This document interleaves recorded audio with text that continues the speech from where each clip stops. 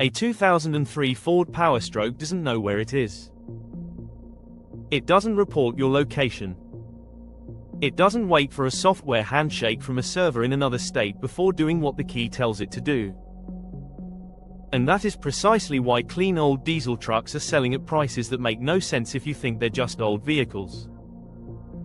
Most people assume truck buyers are paying for reliability, nostalgia, or emissions avoidance. That's part of it.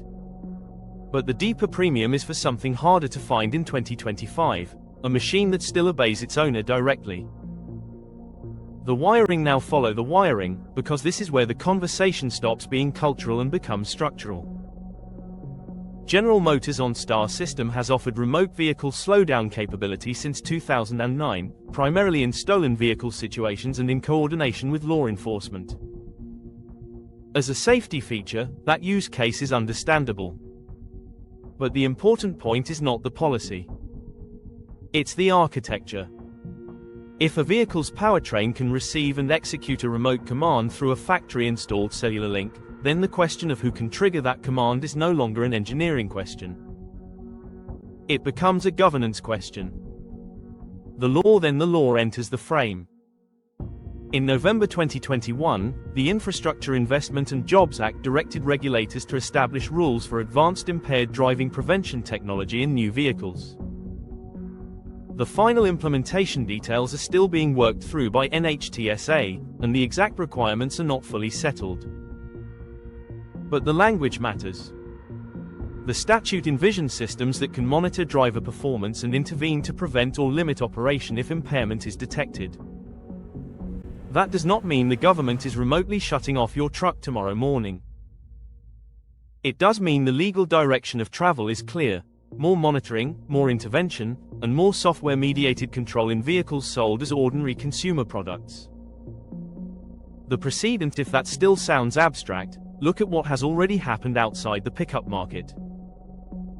In 2022, stolen John Deere equipment taken from Melitopol was reportedly disabled remotely after being moved across borders.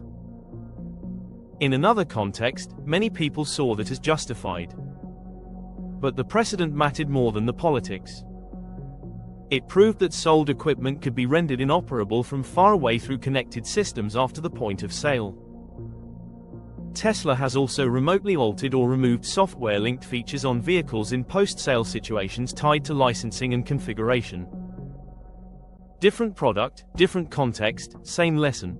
Once the capability exists, ownership becomes partly conditional on software rules you do not fully control. The market response now: look at the truck market itself. Pricing data for older diesel pickups has been strange for years, but not random. Clean pre-emissions, pre-telematics, low electronics trucks, especially models known for mechanical simplicity and repairability, have held value far better than normal depreciation models would predict.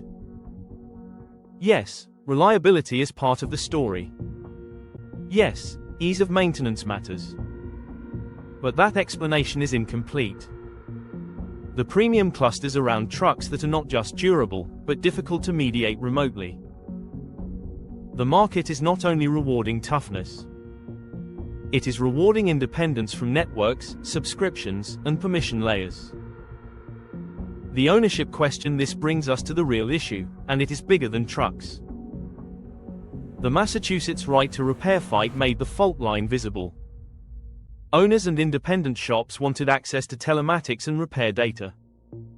Manufacturers argued that broader access created cybersecurity and safety risks. Whatever side you take, the dispute revealed something important. Connected vehicles generate data and control pathways that matter enormously, and the legal answer to who truly controls them is still unsettled. If your truck knows your routes, your braking patterns, your location history, your maintenance status, and can accept changes from outside your driveway, then ownership is no longer just a matter of title. It is a matter of access. Why owners are choosing differently: that is why serious truck owners are not simply saying, new technology is bad. Most of them are making a narrower, more rational calculation. They're asking whether the convenience of connected features is worth the trade-off in autonomy. Over-the-air updates are useful until they aren't. Remote diagnostics are helpful until they become gatekeeping.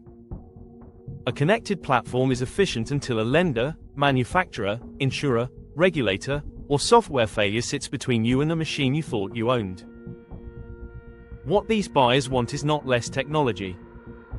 It is less dependency. And that is why a 20-year-old diesel can command a premium in a market full of newer, safer, more comfortable trucks. Because beneath the horsepower numbers and trim packages, buyers are making a very old calculation. Can I still operate this machine if the network fails, the account locks, the software changes, or the rules move? A truck used to be a tool. Increasingly, it is becoming a service wrapped around hardware. Smart truck owners see that shift early. They are not buying the past. They are buying direct control while it is still available. Subscribe.